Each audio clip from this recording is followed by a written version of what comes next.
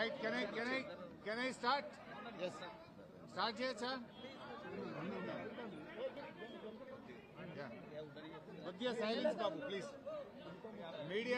Media మిత్రులందరికీ నమస్కారం. ఈరోజు కాళేశ్వరం కమిషన్ లో భాగంగా ఈరోజు మమ్మల్ని పిలవడం జరిగింది. కమిషన్ అడిగిన అన్ని బాబు కమిషన్ అడిగినటువంటి అన్ని ప్రశ్నలకు కూడా సమాధానాలు చెప్పడం జరిగింది. వారికి సమాధానాలు నోటి మాటగా చెప్పడమే కాదు, అన్ని రకాల ఎవిడెన్స్లు కూడా పూర్తి స్థాయిలో అందించడం జరిగింది. నేను మీడియాతో కూడా ఒకటే కోరుతా ఉన్నా, ఎందుకంటే మేము కమిషన్ ముందు హాజరై వచ్చి ఇక్కడ నేను రాజకీయాలు మాట్లాడడమో ఇతర అంశాల జోలికి వెళ్లను. రాజకీయాలుంటే రేపు మాట్లాడుకుందాం, క్వశ్చన్ అండ్ ఆన్సర్స్ రేపు అడగండి, అన్నిటికీ ఆన్సర్ ఇస్తా. బట్ ఈరోజు ఎందుకంటే కమిషన్ ముందు ఏం జరిగిందో మీకు కావాలి, ఎందుకంటే ఐ కెనాట్ మిస్గైడ్. లోపల ఒకటి చెప్పి బయట ఒకటి చెప్పడం అనేది తప్పవుతుంది. లోపల ఏం జరిగింది, కమిషన్ కు నేను ఏం చెప్పాననేటువంటి అంశాలు మాత్రమే మీ ముందుంచుతాను. మీకు మిగతా ఎన్ని క్వశ్చన్స్ ఉన్నా, ఎన్ని పొలిటికల్ గా కావాలన్నా రేపు మాట్లాడుకుందాం. Today I will not speak any politics. ముఖ్యంగా మొట్టమొదలు తమ్మిడిహట్టి నుంచి మేడిగడ్డకు ఎందుకు మార్చారు అనే దాని మీద చాలాసేపు డిస్కషన్ జరిగింది. దానికి నేను సవివరంగా సమాధానం చెప్పడం జరిగింది.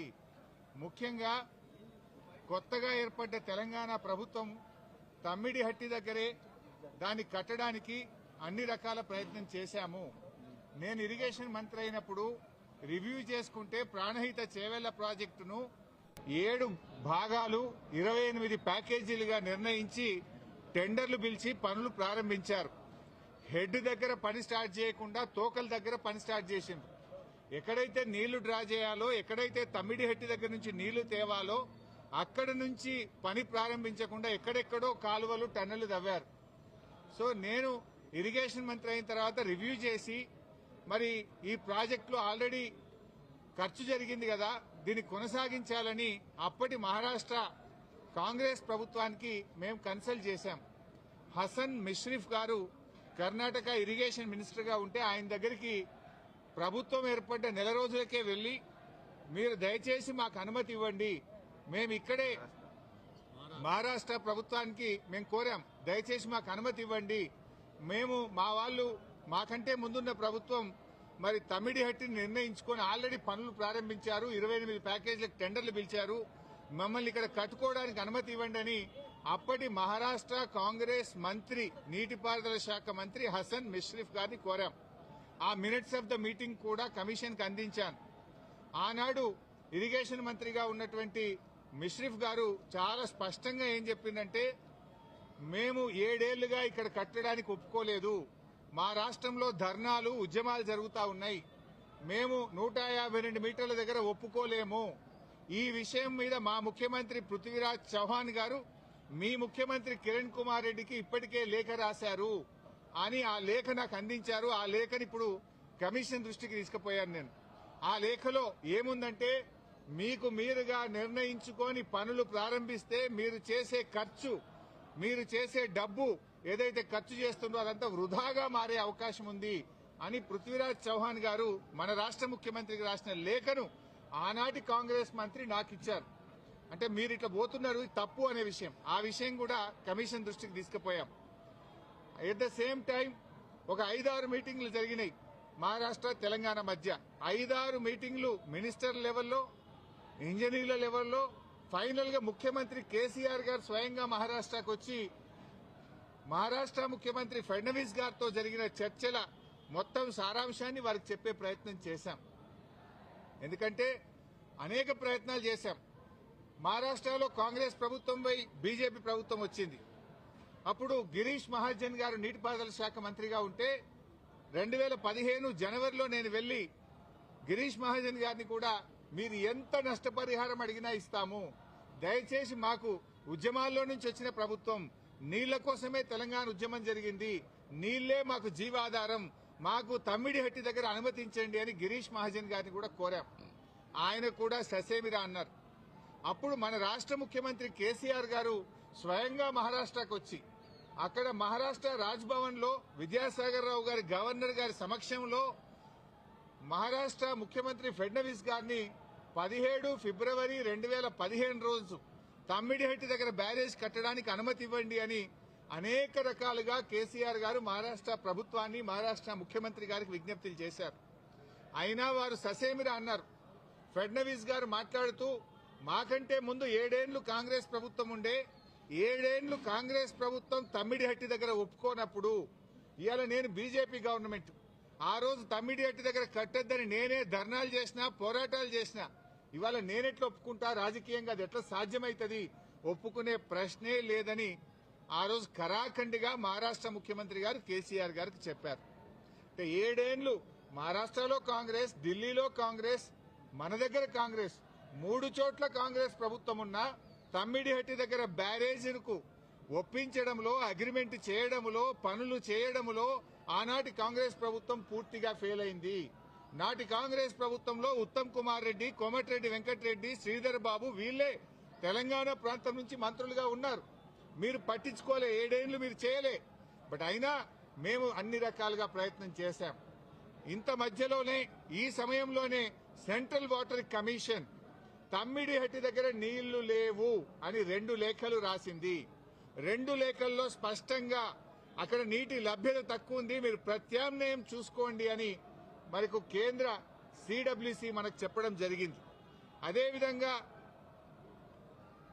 అదే సిడబ్ల్యూసి మీరు కట్టిన రిజర్వాయర్లు తక్కువ ఉన్నాయి, రిజర్వాయర్ల సంఖ్య పెంచుకోండి అని కూడా చెప్పింది. ఇవన్నీ లెటర్లు కూడా ఈరోజు కమిషన్కి ఇచ్చాం. సిడబ్ల్యూసి నుంచి వచ్చిన 3 లేఖలు ఈరోజు కమిషన్కి ఇచ్చాం. అప్పుడు కూడా కేసీఆర్ గారు ఒకవైపు మహారాష్ట్ర ఒప్పుకోవడం లేదు, రెండవ వైపు నీళ్లే లేవు. ఈ పరిస్థితుల్లో ఏం చేయాలని కేంద్ర ప్రభుత్వ సంస్థ వ్యాప్కోస్ కు కేసీఆర్ గారు మరి ఏం చేయాలో ప్రత్యామ్నాయం సూచించండి అని వ్యాప్కోస్ కు మేము ఇవ్వడం జరిగింది.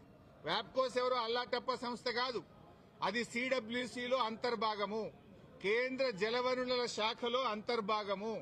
ఆ వ్యాప్కోస్ కి ఇస్తే వ్యాప్కోస్ లైడార్ సర్వే చేసి డీటెయిల్డ్ గా ఎగ్జామిన్ చేసి మాకు మేడిగడ్డ దగ్గర నీటి లభ్యత ఉంటది, అక్కడ ప్రాజెక్టు కట్టుకోండి అని వ్యాప్కోస్ అనే సంస్థ చెప్పింది.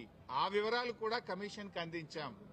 సో వ్యాప్కోస్ నివేదిక మేరకు, సెంట్రల్ వాటర్ కమిషన్ సూచనల మేరకు మహారాష్ట్ర ఒప్పుకోకపోవడం వల్ల మన ఇంజనీర్ల రికమెండేషన్ మేరకు ఆనాడు రాష్ట్ర ప్రభుత్వం నీళ్లు లేని చోట నుంచి నీళ్లున్న చోటకు మేడిగడ్డ ప్రాజెక్టుకు రూపకల్పన చేశాం.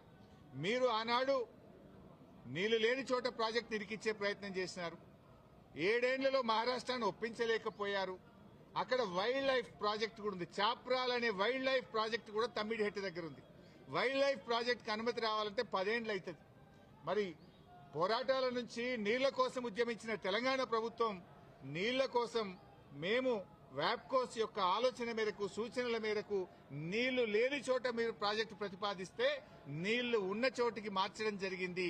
ఎందుకు మార్చామనేది documents, evidences, meeting minutes, central water commission లెటర్లు, మహారాష్ట్ర ముఖ్యమంత్రి రాసిన లెటరు అన్నింటినీ కూడా కమిషన్ కు పూర్తి ఆధారాలతో సహా సమర్పించడం జరిగింది. ఎందుకు మార్చవలసి వచ్చిందో సవివరంగా చెప్పేటువంటి ప్రయత్నం మేము చేయడం జరిగింది.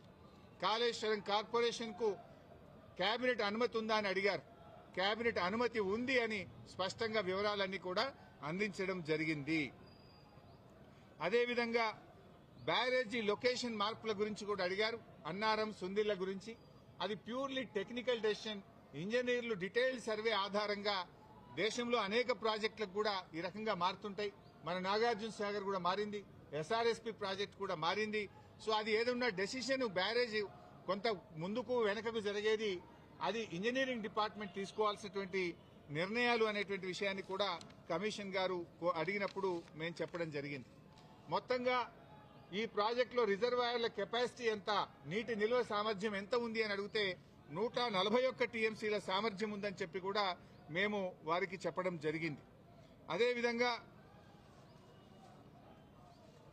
కాళేశ్వరంను కొంతమంది ఇవాళ పిచ్చి పిచ్చిగా కూలేశ్వరం అని మాట్లాడుతున్నారు. మొన్ననే నేను ప్రజెంటేషన్లో కూడా సవివరంగా చెప్పాను.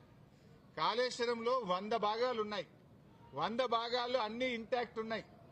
లైక్ ఇప్పుడు మనం మొన్న అనుకున్నట్టుగా 3 బ్యారేజీల్లో, అదేవిధంగా కాళేశ్వరంలో 16 రిజర్వాయర్లు, 19 సబ్స్టేషన్లు, 21 పంప్ హౌస్లు, 203 కిలోమీటర్ల గ్రావిటీ టనెళ్లు, 98 కిలోమీటర్ల ప్రెషర్ మెయిన్స్, 1531 కిలోమీటర్ల గ్రావిటీ కెనాల్స్, ఇవన్నీ కూడా ఇంటాక్ట్ ఉన్నాయి.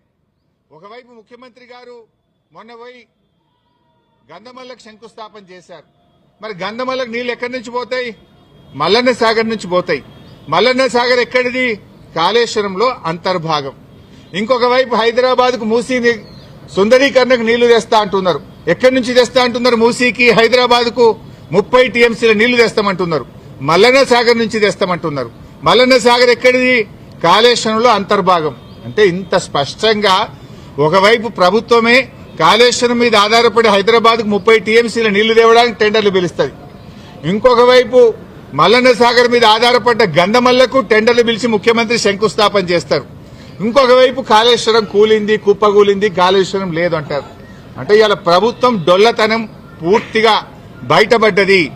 ఎప్పటికైనా కాళేశ్వరమే తెలంగాణకు లైఫ్ లైన్, జీవధార అనేది ఇవాళ ప్రజలకు స్పష్టమైంది.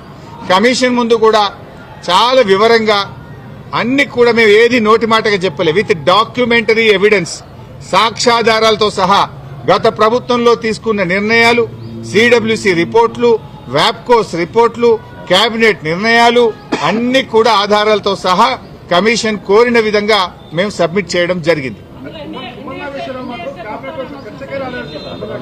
See, today no questions, all political questions I will answer tomorrow in Telangana Bhavan. జై తెలంగాణ.